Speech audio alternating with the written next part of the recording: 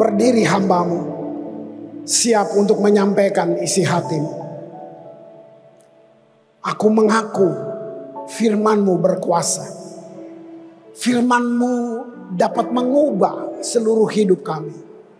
Karena firman ini Engkau sendiri, Bapa. Berbicara Tuhan. Berikan apa yang dunia tidak bisa berikan buat kami. Kami siap menerimanya di dalam nama Tuhan Yesus. Amin. Silakan duduk. Wow. Kita terus dalam proses pelan-pelan, tentu masih panas. Saudara lihat perubahan dikit, sedikit demi sedikit, ya. Ini proses. Ya, semua kita sedang belajar bergantung dengan Dia. Ya. Kenapa? Walaupun semua gedung ini tidak bisa menggantikan berharganya saudara. Nilai saudara lebih dari gedung, dari fasilitas. Ini cuma fasilitas. Tapi saudara yang berharga. Ya, saya meneruskan pengajaran saya yang lalu. Kemarin kita dengar tentang fokus. Sebenarnya semua cuma mengarah kepada satu pribadi. Karena dari dialah kamu bisa menjalani hidup ini sampai akhir hidupmu sesuai seperti yang Dia rancang buat kamu. Nah, ini fondasi yang saya kasih nama fondasi. Yang lalu saya berbagi tentang seni mendengar Tuhan. Nah, ini sesi yang keduanya. Karena mendengar Dia penting. Itu tuntunan hari-hari, detik, setiap tarikan napas kamu. Yang lalu kita bicara tentang hati nurani, itu seninya. Tapi itu enggak satu-satunya. Itu pun tidak sempurna. Hari ini dasar yang kuat, firman. Belum selesai juga, nanti masih ada. Tapi kalau ini semua memenuhi kita, ingat kita ditebus untuk kembali menggenapi yang Adam belum genapi. Itu tujuannya. Saudara dan saya bukan spesies atau makhluk benda percobaan gitu. Bukan. Ada tujuan, saudara. Ada tujuan. Bukti bumi ini masih ada, itu tujuan. Waktu Tuhan pertama ciptakan Adam untuk berkuasalah atas semua ini. Nah, Adam gak selesai. Kekuasaan yang Tuhan kasih ke Adam, Dia serahkan ke iblis. Jadi hati-hati kalau kamu pakai kata kedaulatan Tuhan, jangan salah menempatkan kalimat itu di sembarangan.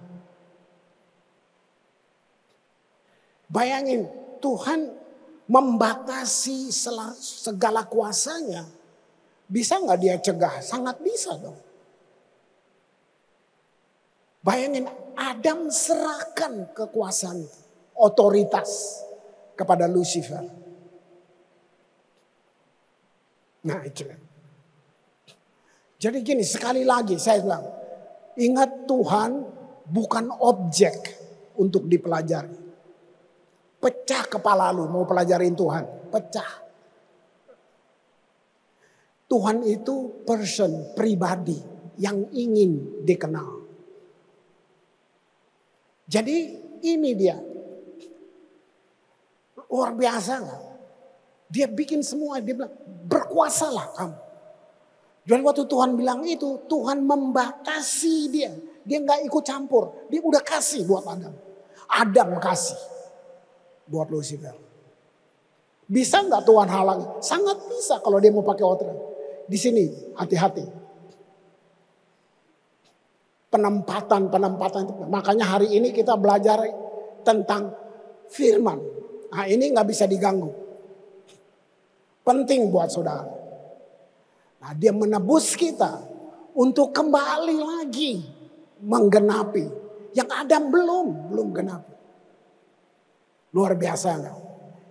Nah, waktu kamu ngerti ini, kamu bergairah jadi orang Kristen. Kamu bersemangat jalanin hari-hari kamu. Nah, kalau kamu mau mempelajari sejarah Alkitab, Alkitab bukan tentang ilmu pengetahuan.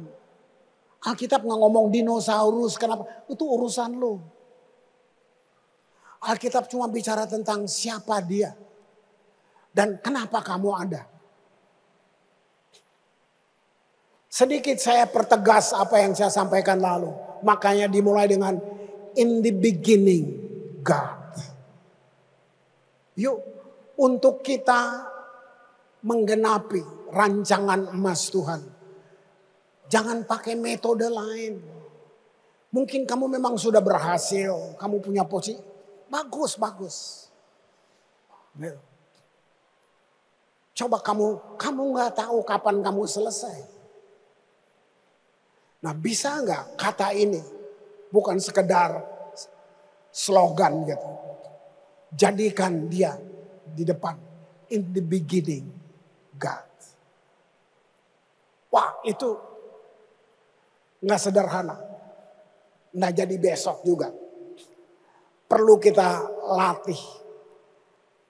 Nah, Tuhan satu pribadi yang selalu berbicara. Kita makhluk hidup, itu kebutuhan kita. Mendengar dia bicara. Lebih banyak kita dengar orang, dengar apa aja yang lain di sekitar kita. Termasuk saya. Nah, saya harus punya satu keseimbangan. Saya mau saudara juga begitu. Bahwa kita harus bisa mendengar Tuhan dengan jelas. Kenapa? Waktu kita melatih itu. Kamu tidak hanya akan keluar dari masalah. Tapi kamu bisa terhindar dari masalah. Ini penting. Saya masih jelasin sedikit tentang free will kita. Oke, kamu dipimpin Tuhan awalnya. Kamu jalanin hidup kamu, karir kamu naik, pelayanan kamu bagus. Katakan semuanya. Tanpa sadar. Kita tidak melatih terus mendengar dia. Karena waktu kita ada di posisi itu, kita pikir kita tahu semua. Apa yang kita bisa buat oke aja. Waktu Tuhan sedang bawa kita, Tuhan sedang berkati, jawaban doa kamu semua terjawab. Tanpa sadar, kita selalu mendahului, kita lari lebih cepat. Ingat lagu, tiap langkahku diatur Tuhan. Tiap langkah, bukan tiap 10 langkah. Tiap langkah, ini bicara tentang kebergantungan total. Nah, saudara, kalau ini yang kita latih, kita terhindar dari masalah. Betul kamu sedang di bawah Tuhan, tapi tiba-tiba sesuatu yang nggak dipikirkan terjadi. Bisa jadi, saya nggak mau so tahu di situ. Bisa jadi, kenapa? Ada celah yang terbuka. Iblis tidak maha tahu, tidak. Dia menunggu celahnya. Dia nggak maha tahu. Dia tunggu di mana celah kamu buka, di situ dia masuk. Sedikit lagi tentang hati nurani. Hati nurani tidak sempurna. Karena hati nurani kita dipengaruhi oleh apa yang kita percayai. Jadi ini yang penting. Dia pengaruhi hati nurani kamu. Termasuk teologi. Termasuk kamu percaya pengajaran-pengajaran dari gereja pun. Bisa salah. Bisa. Kamu cuma dengar cuma seberapa menit di sini. Habis itu kamu pulang sepanjang minggu. Kamu buka media. Kamu dengar semua berbagai angin pengajaran. Nah, dia bisa mempengaruhi hati nurani kita. Lalu hati nurani itu menuduh kamu. Kamu bersalah. Untuk hal yang tidak salah. Bisa. Itu dia. Wow. Nah, waktu hati nurani kita, nah dia putar balik hati nurani. Lalu dia menyalahkan kita untuk hal-hal yang gak salah. Makanya perlu dilatih. Gak cukup cuma duduk hari Minggu ini aja. Gak cukup. Bangun satu keinginan belajar. Gitu. Supaya gak dibodohin sama pendeta. Gitu. Waktu hati nurani kita dilatih, dia menjadi media Tuhan. Saya ulangi, hati nurani menjadi media Tuhan untuk mewahyukan dirinya. Dari situ dia beri kamu atau lahir kepercayaan. Kamu jadi percaya, yakin karena dia wahyukan. Wahyu itu gini, pengungkapan, apokalips yang diungkapkan itu. Harus mau, sayang kamu belajar yang lain yang tidak sempurna, yang bisa berubah kapan aja. Bangun keinginan untuk belajar firman. Gitu. Nah, hari ini pelajarannya level yang berikut adalah cara Tuhan bicara. Tadi hati nurani, sekarang melalui firman. Kita bisa mendengar berbagai hal di luar firman Tuhan. Gitu. Tapi firman nggak ada yang pernah bisa bertentangan dan coba menggantikannya. Nggak ada yang bisa.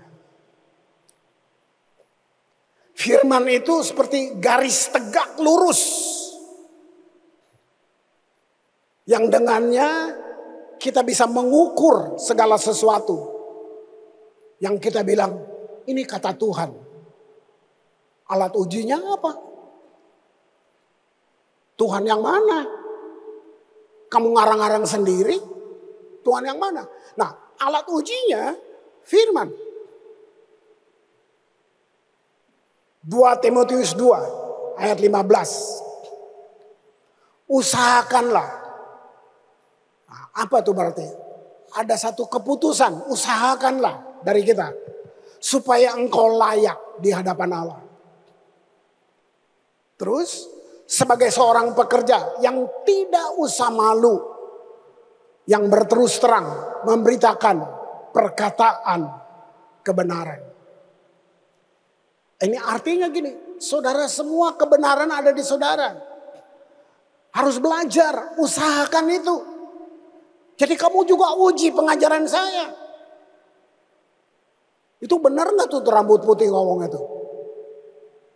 Gak usah takut. Gak usah takut.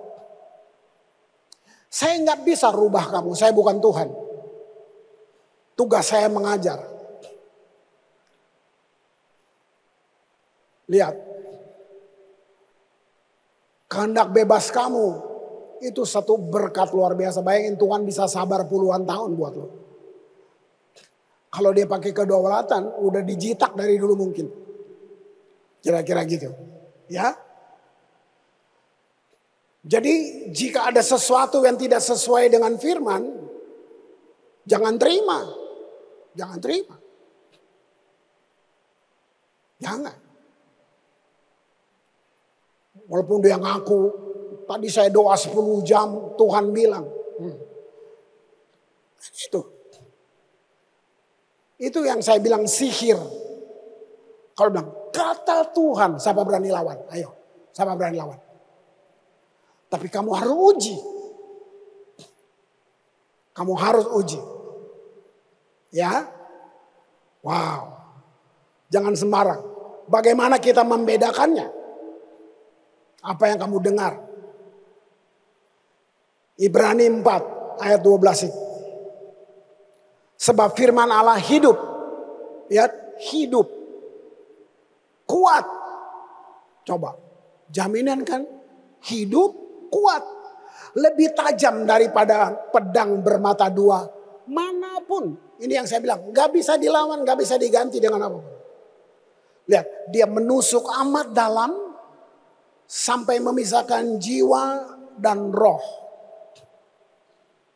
Itu. Nah, ini kemarin hati nurani, sekarang firman. Firman masuk sampai ke situ. Lihat, sendi-sendi, sum-sum. Ia sanggup membedakan pertimbangan dan pikiran hati kita. Kalau ini kamu terlatih, kamu dan saya terhindar dari persoalan. Bisnis kamu, karir kamu, pekerjaan kamu. Kamu nggak tahu, orang bisa senyum padahal dia niat jahat sama kamu. Pura-pura baik, salaman, peluk-peluk, padahal ada niat lain untuk itu. Bisa kan? Sangat bisa. Sangat bisa.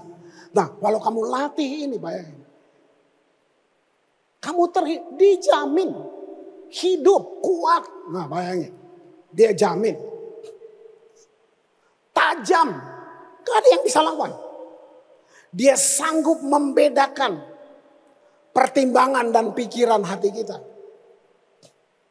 Wow. Luar biasa. Ketika kita berpikir,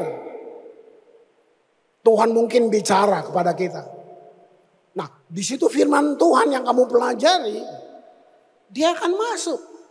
Dia akan kasih tahu. Dia membedakan, ini Tuhan atau hantu.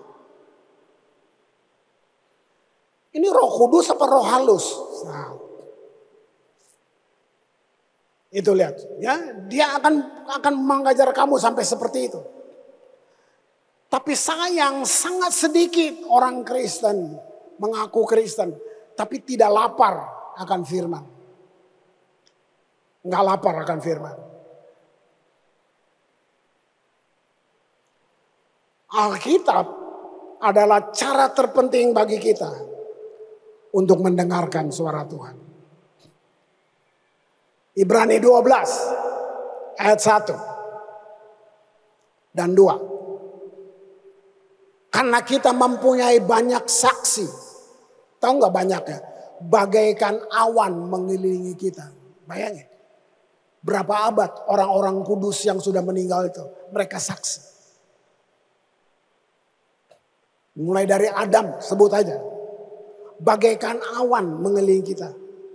Nah, marilah kita menanggalkan semua beban dan dosa yang begitu merintangi kita. Di sini saudara ngerti. Siapa yang merintangi sudah ngerti. Baca ayat ini. Lalu berlomba dengan tekun. Berarti memang gak seketika kan. Berlomba dengan tekun. Dalam perlombaan yang diwajibkan bagi kita. Ayat 2. Kita melakukan dengan mata yang tertuju kepada Yesus. Kembali lagi. In the beginning God. Tertuju situ. Ngapain Yesusnya? Dia mimpin kita dalam iman. Dia mimpin lebih dari pendeta, lebih dari siapapun. Dia mimpin kita dalam iman. Terus ngapain? Membawa iman kita pada kesempurnaan. Cuman kita orang percaya yang terima kesempurnaan. Nggak ada yang lain di luar itu. Yang bisa bikin apa? Dia itu tadi. Membawa pada kesempurnaan. Terus gini, ini contohnya. Dia yang bawa kita itu mengabaikan kehinaan. Dia sedang bilang gini. Orang bilang lu fanatik banget sih lu. Ah, itu. Masa lu kampungan banget sih? Ikut zaman dong. Itu penghinaan tuh kayak gitu. Nggak ada yang lihat, udah. Ambil aja. Itu. Dia mengabaikan kita. Tekun memikul salib. Bukan pikul kutuk saudara. Salib bukan. Godaan maksudnya gitu. Ganti sukacita yang disediakan bagi dia. Sekarang duduk di sebelah kanan takhta Allah. Ini saudara dalam banget sebenarnya. Saya coba menata ya cara saya mau. Ada penjelasan, dia tentu belajar. Yesus duduk di sebelah kanan takhta itu, dia bilang gini. Bahasa kita terbatas sih. Fungsi dia seperti lawyer, seperti pengacara untuk kita. Dia di sebelah kanan itu posisi pemerintahan. Di sebelah kanan takhta untuk gini, membela kamu siang dan malam. Hebat nggak jaminannya? Wow. Jadi waktu kita berdoa, bukan laporan, tapi diskusi, dialog, dua arah. Lalu kita tanya, Tuhan, apa yang kamu mau saya buat hari ini? Lewat firman yang saya dengar. Itu, seperti itu. What next Tuhan?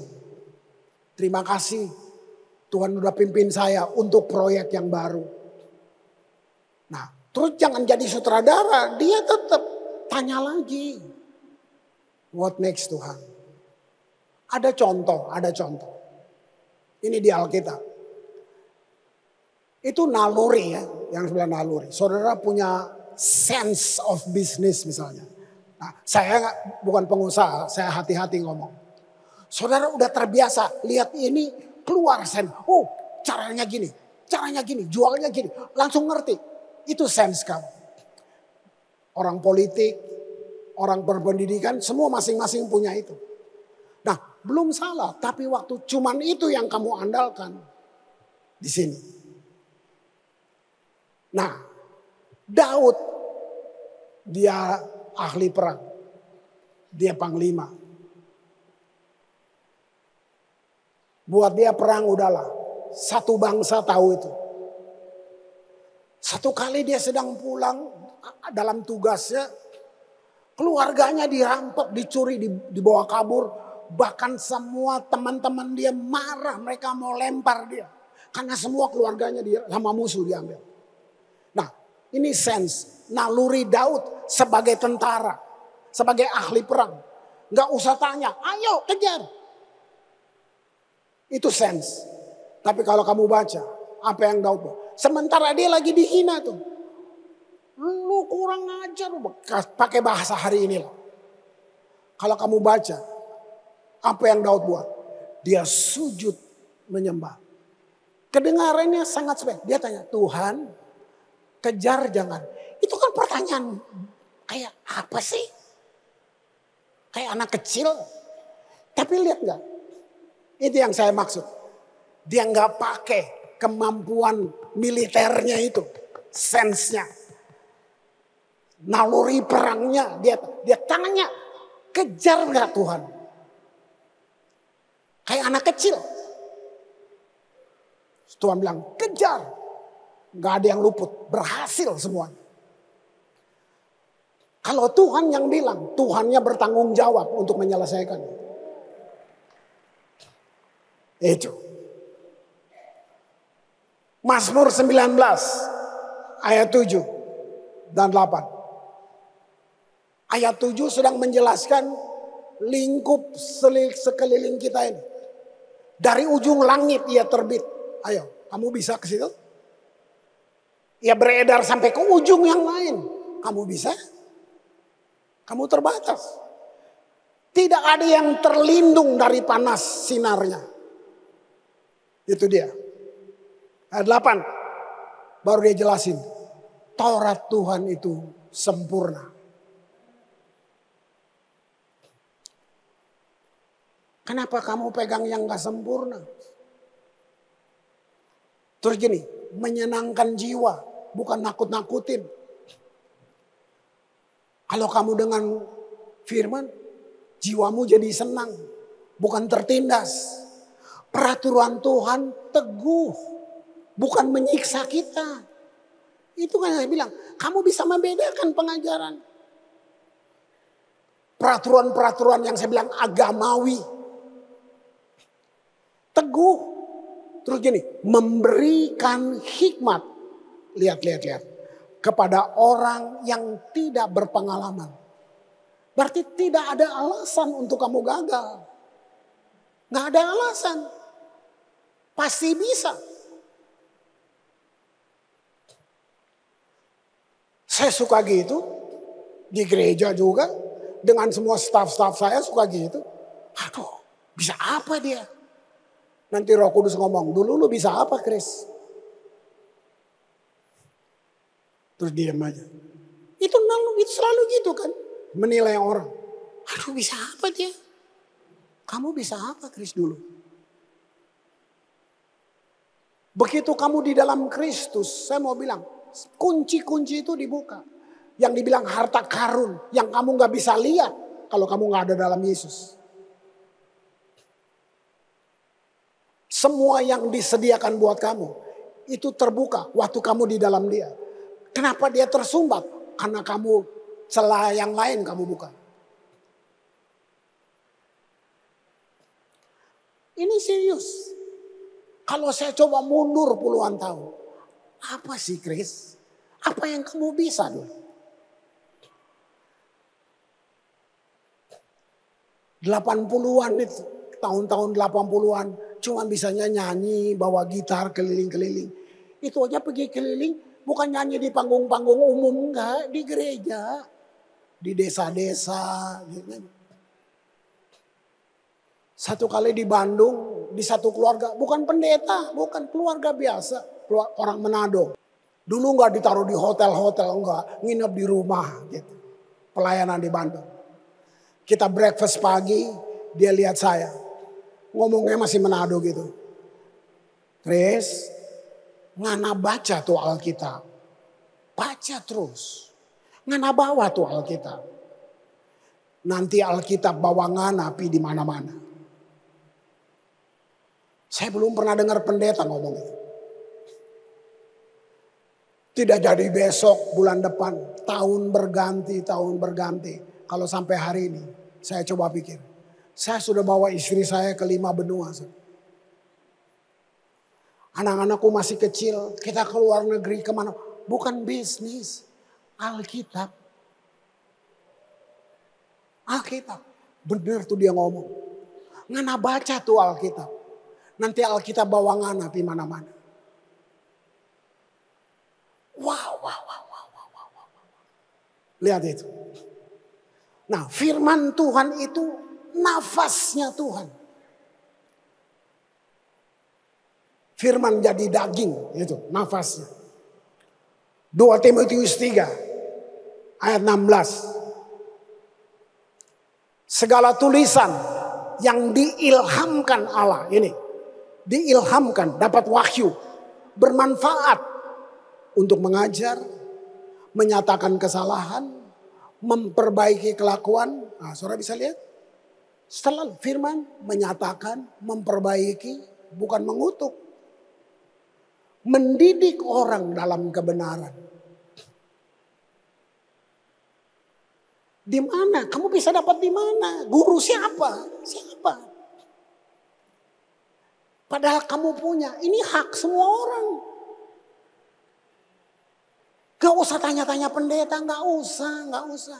Ini keren banget. Wow.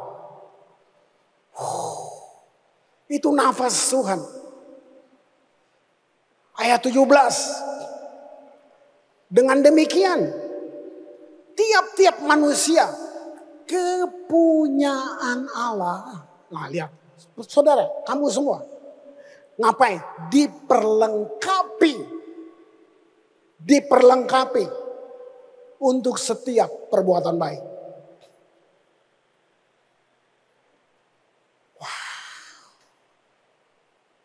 Wow. Bisa nggak? Sangat bisa. Dia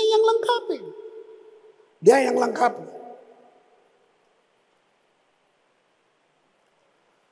Jadi firman itu bukan sekedar pendapat manusia yang menulis, bukan. Manusia cuma alat diilhamkan menulis. Nah 2 Petrus 1 ayat 20. Ini tukang ikan yang nulis. Yang terutama harus kamu ketahui ialah bahwa nubuat dalam kitab suci tidak boleh ditafsirkan menurut kehendak sendiri. Penting. Nah, Kalau saudara belajar, kita nggak terpengaruh kayak klinik gitu. Wih, dia hebat loh, dia bisa bernubuat. Itu gift, bukan prestasi. Itu pemberian. Nah, buat saudara yang berjalan dengan karunia, jangan sombong, jangan sombong. Ya. Gitu. Ayat 20. Sebab tidak pernah nubuat, 2 Petrus 1 ayat 21, sebab tidak pernah nubuat dihasilkan oleh kehendak manusia, tapi oleh dorongan Roh Kudus orang-orang berbicara atas nama Allah. Nah, nanti level yang satu lagi, kalau saya gabung semua tabrakan, saudara. Kali ini kita fokus di firman. Nanti ada yang satu, ini penting. Nah ini, kalau secara teologis bahwa gini, kekristenan tuh nggak berhenti di keselamatan. Tapi ada satu yang hebat. Nah nanti yang berikutnya ini kita bicara tentang baptisan Roh Kudus. Kenapa perlu ya? Nah itu nanti. Nah, karena ayat ini dia bilang oleh ya bimbingan Roh Kudus, oleh dorongan Roh Kudus. Itu hitungannya detik tuh kalau kamu dengan dia. Luar biasa. Jadi adalah salah satu cara yang dipilih Tuhan untuk berkomunikasi dengan kita. Kalau enggak kita jalan tanpa arah, saudara. Filsafat-filsafat tambal sulam yang kamu punya, termasuk teologi yang salah. Pemahaman Alkitab yang salah itu yang pimpin kamu. Gini loh. Nih. Contoh aja. Musibah terjadi sama kamu. Teologi yang salah gini. Kamu bikin dosa apa? Itu pertanyaan paling pertama tuh di gereja. Istrimu bikin dosa apa? Mungkin kamu pun tete nenek moyang lagi bikin. Ngeri gak?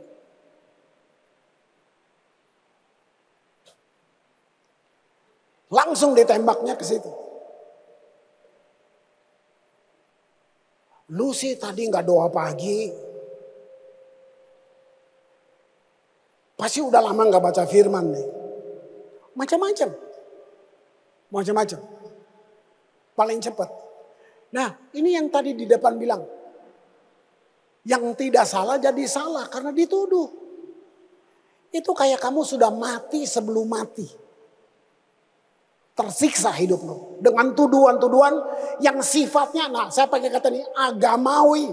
Kesannya rohani, no agamawi. Religi itu kata ini tubain, belenggu. Bayangin hidup kamu dibelenggu terus. Tapi kita bilang ini Tuhan sudah. Ini beta pung salib sudah Pak. Sembarangan loh. Asal ngomong aja tuh yang kayak gitu. Nah sekarang saya mau kasih lihat perbedaannya. Ini ditulis konteksnya zaman itu. Kalau lihat kondisi Israel yang berabad-abad hidupnya dengan pengajaran dari Musa, nggak salah, disalahin tapi. Cuman 10 hukum jadi 613. Siapa yang bikin? 10 aja nggak bisa, 613 lo bayangin. Ngeri nggak? Nah datanglah Yesus. Nah tabrakan di sini nih, perang teologi di sini. Yesus ngajar sampai murid-murid ngajar. Nah surat-surat Ibrani itu banyak mengambil konsep-konsep ini lalu dia kata ini loh yang benar akhir-akhirnya gitu. Oke. Ini buat Israel pada masa itu. Ibrani 4 ayat yang kedua. Karena kepada kita, nah jadi waktu itu Rasul ngomong buat orang-orang percaya yang waktu itu jadi musuh Israel. Lihat itu. Kepada kita Sekarang saya kepada kita diceritakan juga kabar kesukaan. Sama seperti mereka. Mereka dapat kabar kesukaan juga. Tapi mereka nggak percaya. Oke, di kita sama. Mungkin keluarga kamu masih marah kamu gara-gara pergi ke sini.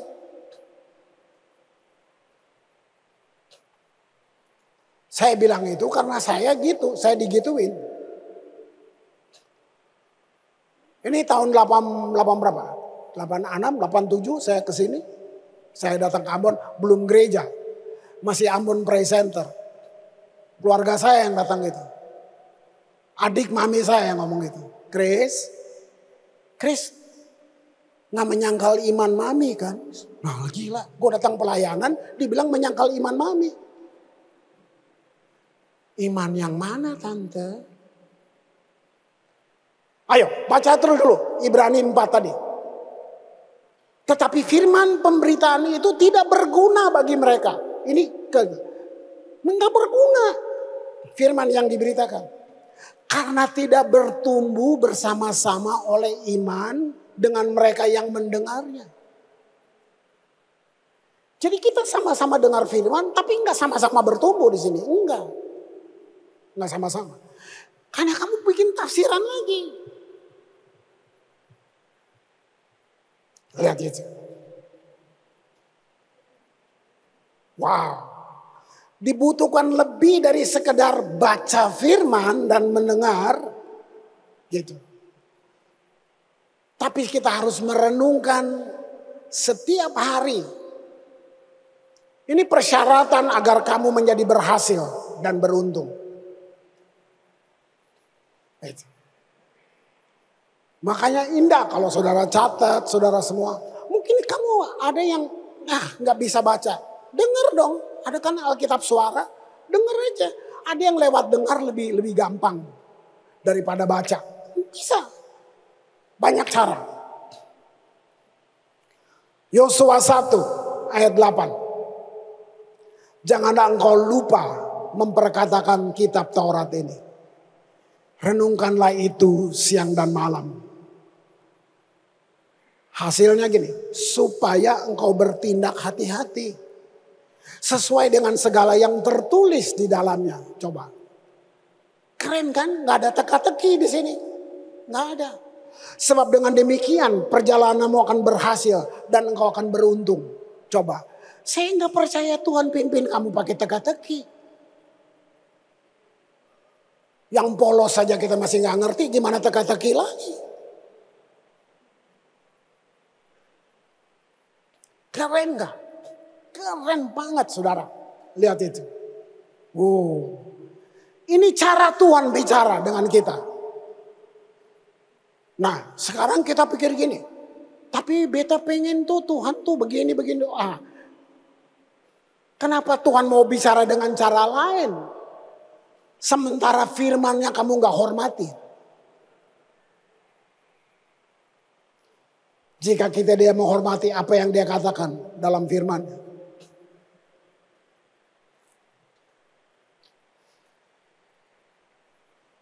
Udah, sesimpel itu saudara. Roma 3 ayat 4. Sekali-kali tidak. Sebaliknya Allah adalah benar. Semua manusia pembohong. Ya. Seperti ada tertulis. Supaya engkau ternyata benar dalam segala firman-Mu. Dan memang jika engkau dihakimi. Dan menang jika engkau dihakimi. Saya bertobat 82. Saya waktu itu belum istri saya. Kita masih pacaran. Kita dimuridkan, dibapai.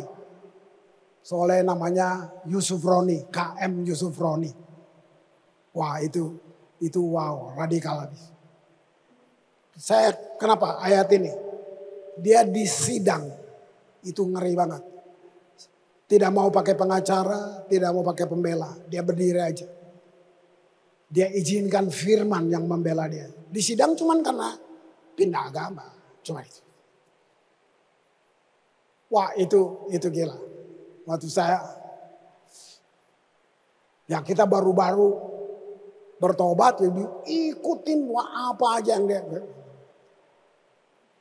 Tapi saya bersyukur untuk semua perjalanan itu.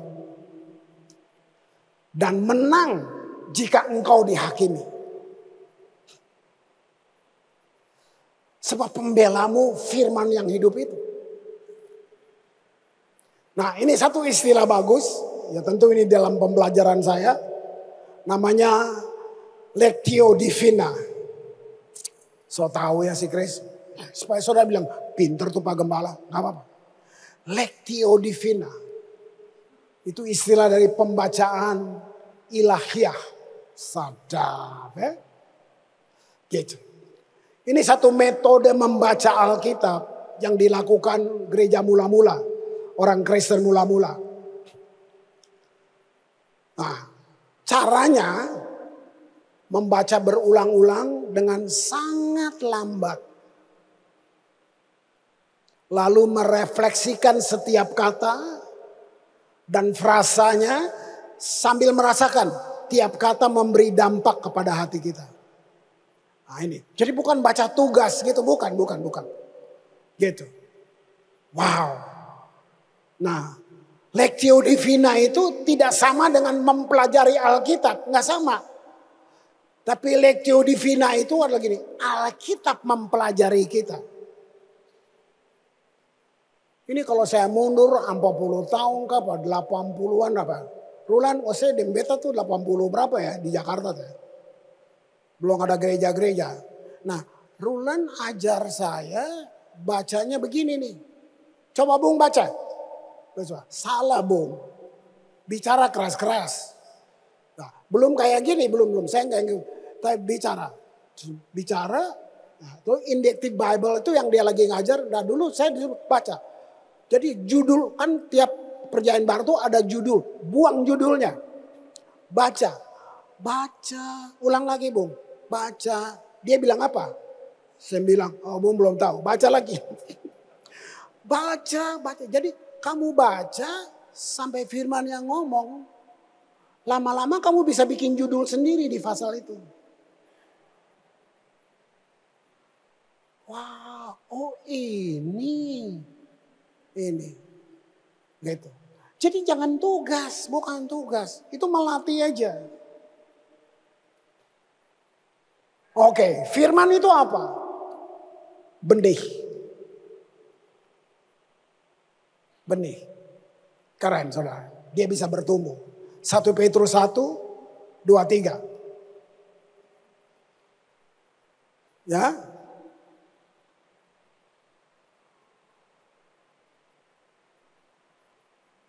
Ada yang salah ya. Saya punya gini. Kamu telah dilahirkan. Itu 1 Petrus 2. 1 Petrus 1 saya. Kamu telah dilahirkan kembali. Bukan dari benih yang fana. Benih. Kita dilahirkan kembali bukan dari benih yang fana.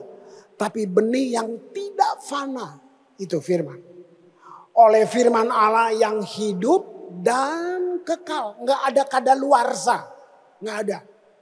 Kekal. Itu benih yang di dalam kamu. Nah sekarang melatihnya gini. Kita, saya dan kamu ambil benih ini. Tanam dalam hati kita. Itu dari bacaan kamu hari-hari gitu. Tanam. Waktu kamu melakukannya. Nah benih ini aktif. Karena dia hidup. Dia mulai berproduksi. Begitu. Keren gak tuh saudara? Kamu punya segala sesuatu di dalam Kristus. Yang kamu perlukan. Alkitab jamin itu. Tapi benihnya harus kamu tabur. Baru disiram, dipupuk. Nah waktu kita bekerja sama dalam proses itu. Wah, firman akan menjadi kehidupan bagi kamu. kesembuhan bagi seluruh tubuh. Luar biasa enggak? Ngomongin itu dia. Jadi kadang-kadang kalau ini saya melatih kalau bangun pagi, saya nggak bikin konsep doa tiap hari. Saya udah rubah tuh berapa tahun. Duduk, itu yang dibilang dialog batin. Apa yang teringat, saya mulai ucapkan. Nah, jadi dialog terus, lalu saya ingat firman apa yang kesini ya. Nah, saya declare firman itu. Kalau udah jangan dipaksa-paksa, udah. Nanti saya baca apa, nah. Yang indah istri saya pagi-pagi udah musik, udah pujian terus. Nah, itu udah nolong tuh. Dengar. Nah itu. Kata-kata lagu itu ngomong lagi. Nah. Oke, sedikit lagi. Amsal 4. Amsal 4. Ini ayat terakhir. 20 sampai 22. Hai anakku, perhatikanlah perkataanku. Arahkanlah telingamu kepada ucapanku. Ingat, mulut, telinga, mata itu dilatih tuh. Terus, janganlah semua itu menjauh dari matamu. Kan gak usah bawa Alkitab ke kantor, karena ada di HP. Duduk di meja kerja gitu. Simpanlah itu di lubuk hatimu. 22. Janganlah semua itu menjauh, ya. Simpan itu di lubuk hatimu. Ayat 22. Karena itulah yang menjadi kehidupan bagi mereka yang mendapatkannya. Jadi bisa jadi belum dapat. Kalau udah dapat, jadi kehidupan dan kesembuhan bagi seluruh tubuh mereka. Worship team, mari saya minta naik. Ayo, kita semua, saya bilang gini, ini rancangan emas dalam dekade yang menentukan ini. Nanti besok, minggu besok kamu dengar lagi pengajaran semua. Tapi ini dasar pijak, ini penting saudara. Jadi kamu akan dengar banyak, tapi kamu gak bisa goyang. Kamu gak bisa dipengaruhi. Kamu sudah punya prinsip ini. Gitu. Kita harus mencapai satu tempat di mana kita bukan hanya bilang aku percaya. Bukan basa-basi gitu. Tapi kita orang yang menggenapinya. Waktu kamu membiarkan firman mempengaruhi pikiran kita. Kalau itu kita nggak buat, artinya gini, kita izinkan sistem dunia yang ngatur kita. Dengan segala pengetahuan, filsafatnya, apa saja.